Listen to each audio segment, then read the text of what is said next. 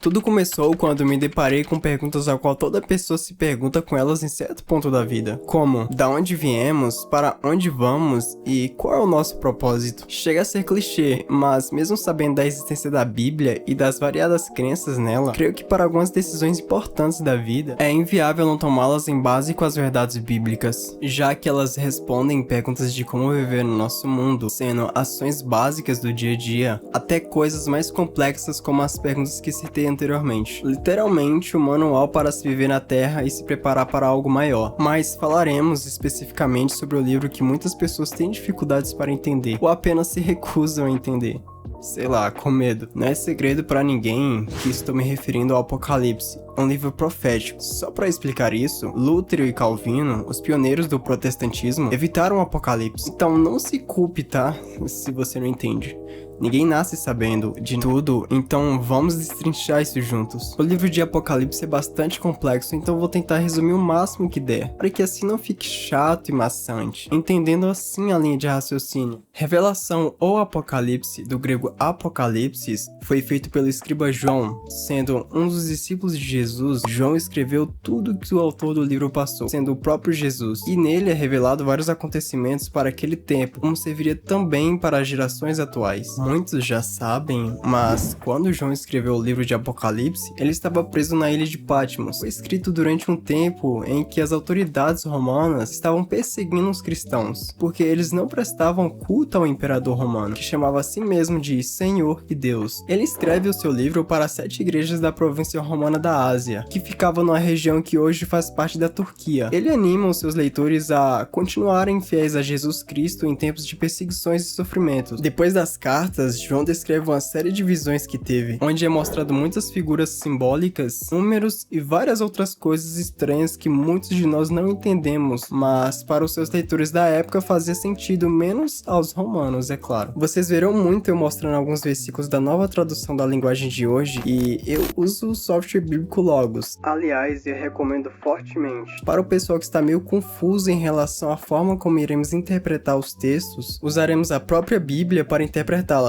e evidências históricas. Vamos usar esse esquema de estudo que se encontra aqui no próprio software. Nos comentários vocês me falam o que acham dessa maneira de estudo, com um ar mais historicista. Eu já introduzi a vocês ao contexto do livro, mas vamos ver como o próprio livro introduz a história. A história é curta e direta. Nos primeiros 3 versículos dizem: neste livro estão escritas as coisas que Jesus Cristo revelou. Deus lhe deu esta revelação para mostrar aos seus servos o que precisa acontecer logo. Cristo enviou o seu anjo para que, por meio dele, o seu servo João soubesse dessas coisas. João contou tudo o que viu, e aqui está o que ele contou a respeito da mensagem de Deus e da verdade revelada por Jesus Cristo. Feliz quem lê este livro, e felizes aqueles que ouvem as palavras desta mensagem profética e obedecem ao que está escrito neste livro, pois está perto o tempo em que todas essas coisas acontecerão. Bem, se esse texto não chama a atenção sua para os acontecimentos que antecedem o fim, eu não sei mais o que vai. Sobre o capítulo 2 e 3, tá bem claro que sua mensagem foram para diferentes igrejas daquela época, só que tem um porém, já que essas passagens são uma das que tiveram duplo cumprimento, tendo acepções diferentes, onde entra uma explicação para aquela época, como para os tempos que viriam. Quem tem ouvidos ouça o que o Espírito diz às igrejas. Isso é o que é falado em todos os finais parecidos das cartas para as igrejas. Não é exagero dizer que suas lições e promessas foram para todas as igrejas, mas ainda não faria sentido nenhum. Sim, jovem gafanhoto, eu também acho que por isso temos uma explicação melhor. Primeiro,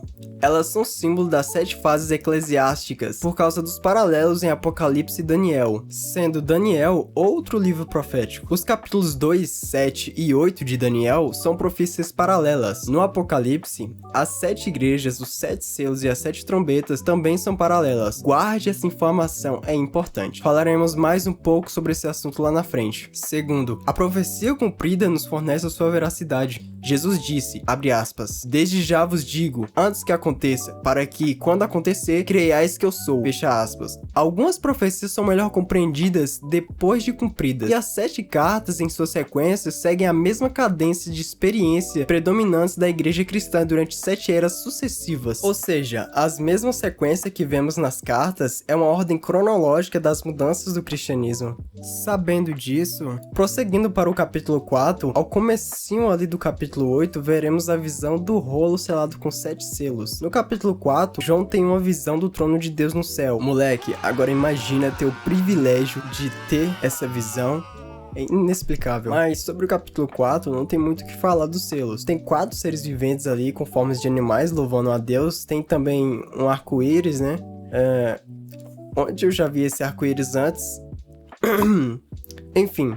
Passando para o capítulo 5, vemos mais desenrolar aqui nessa parte do livro. É mostrado que ninguém é digno de pegar o livro em forma de rolo, e então João se desespera muito a ponto de chorar. Então, um dos líderes que estavam ali, pelo que é dito na Bíblia, diz a João: não chore. Olhe, o leão da tribo de Judá, o famoso descendente do rei Davi, conseguiu a vitória e pode quebrar os 7 selos e abrir o livro. Claramente está se referindo a Jesus, que é da genealogia do rei Davi. E continuando, é dito mais: então vi um cordeiro de pé no meio do trono, rodeado pelos 4 seres vivos e pelos líderes. Parecia que o cordeiro havia sido oferecido em sacrifício. E adivinhe, é o próprio Jesus novamente. Como já perceberam, o Apocalipse é cheio de simbologias, e quando se referem a Jesus, não é diferente. Então é dito que o cordeiro foi e pegou o livro da mão direita daquele que estava sentado no trono. Sim, Deus Pai. Agora indo pro capítulo 6, lembra que os 7 selos são paralelos às 7 igrejas? Quando Jesus começa a abrir os selos, Apocalipse 6 abre outra cadeia profética de eventos que cobre o mesmo terreno coberto pela profecia das 7 igrejas, dando ênfase a diferentes eventos. No primeiro selo, capítulo 6, versículo 1, o cavalo branco, que corresponde Éfeso, pureza, uma era que os discípulos do Senhor tinham aprendido pessoalmente a pureza do evangelho com Jesus e não existia falsas doutrinas para confundi-los. O cristianismo saiu de Jerusalém e foi para a Judéia, para a Samária, até os confins da terra, conquistando e para conquistar. Paulo podia dizer que o mundo inteiro do seu tempo tinha escutado o evangelho. Eles causaram um impacto tão grande ao mundo inteiro que começaram a atrair perseguição sobre si mesmos, trazendo o cumprimento do segundo selo. E claro, no segundo selo, no capítulo 6, versículo 3, não é mais um cavalo branco, agora ficou tingido de sangue. Não demorou muito para que os cristãos tivessem que enfrentar a espada. Milhões literalmente morreram quando o Império Romano tentou varrer o cristianismo da face da terra. Esse período corresponde à igreja de Esmirna. E agora eu penso que se isso ocorresse nos dias de hoje, quantos ainda seriam cristãos? No terceiro selo, que se encontra no capítulo 6, versículo 5, do branco para o vermelho, agora do vermelho para o preto, chegamos ao tempo de Constantino, que dizia ter visto o sinal da cruz no céu, e ouvido uma voz falar: em nome deste sinal conquiste. E foi assim que ele aceitou nominalmente o cristianismo. Ele conduziu seu exército através de um rio e declarou que todos estavam batizados, mas ele mesmo só veio a batizar-se pouco antes de morrer, para não ter que mudar o seu estilo de vida. O cristianismo agora já não era mais ilícito, era popular. De fato, as pessoas eram incentivadas a tornar-se cristãs. Até dinheiro e uma muda de roupa eram oferecidos a quem se tornasse cristão. Mas o cristianismo já não era mais puro, não era mais branco, era tão corrupto que foi representado por um cavalo preto. As doutrinas pagãs tomaram o lugar das brancas e puras doutrinas da igreja primitiva. Foi durante esse período que a igreja começou a dominar o estado ou o governo. E agora não são mais os pagãos que perseguem os cristãos, são os cristãos que passam a perseguir os pagãos. A balança.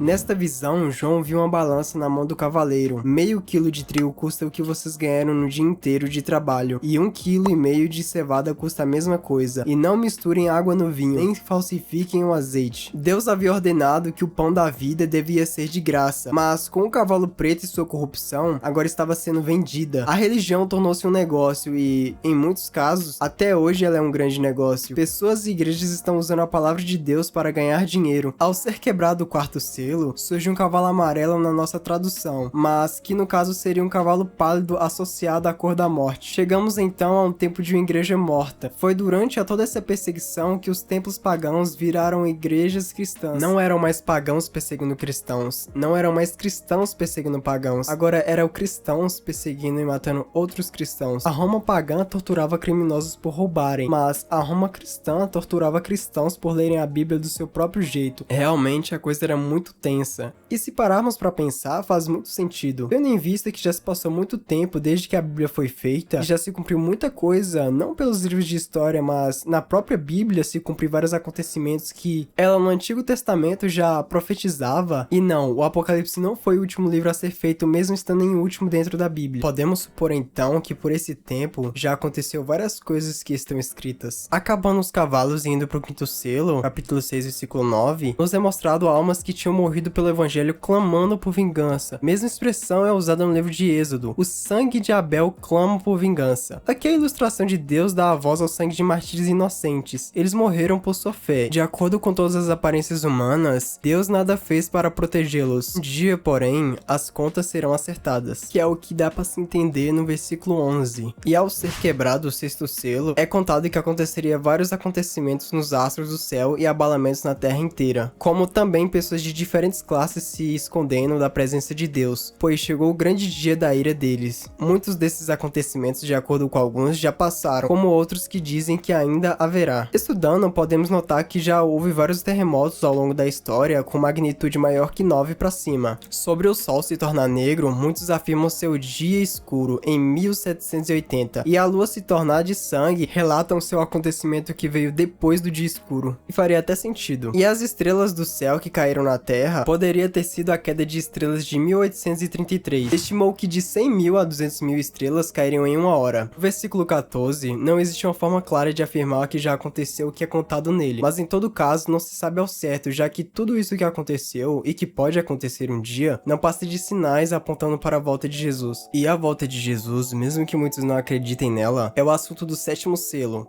O último e o sétimo selo, que agora se encontra no capítulo 8, finaliza os selos e introduz as trombetas. É dito: quando o cordeiro abriu o sétimo selo, houve silêncio no céu por cerca de meia hora. E uma das únicas interpretações desse versículo, de acordo com os mileritas, um dia na profecia simbólica representa um ano por conta dessas passagens. Então é só fazermos as contas. Se um dia profético representa um ano, 12 horas seriam 6 meses, uma hora seria 2 semanas, e então chegamos a essa conclusão: silêncio por uma semana nas cortes celestiais, com todos os anjos dando louvor a Deus. Como pode o céu estar em silêncio? Exato, Jesus disse: eu voltarei. Está lá em João 14, versículo de 1 a 3. Com as trombetas de novo zerando os acontecimentos daquele tempo, sendo contadas de outra forma, e para vocês entenderem melhor, é como se houvesse um acidente onde várias testemunhas dão o seu ocorrido, onde dizem coisas parecidas, mas ao mesmo tempo diferentes. Não é que estejam mentindo, mas sim a mesma história sendo contada em ângulos diferentes. Aliás, as trombetas estão paralelas às pragas do Apocalipse, e para não encher sua cabeça de informações, essa história fica para outro vídeo. Podemos então concluir que se as igrejas e os selos são paralelos, mas contam perspectivas diferentes nas mesmas eras, as igrejas terminam com a garantia de um novo reino, a Nova Jerusalém, um símbolo de redenção e renovação final, por enquanto que os selos, com a expressão da vinda de Jesus, que o livro faz muita questão de mostrar que está próximo o tempo. Mas ainda assim, como várias partes da Bíblia, as pessoas têm diversas explicações e interpretações para esse capítulo. Muitos acham que esses selos representam fomes,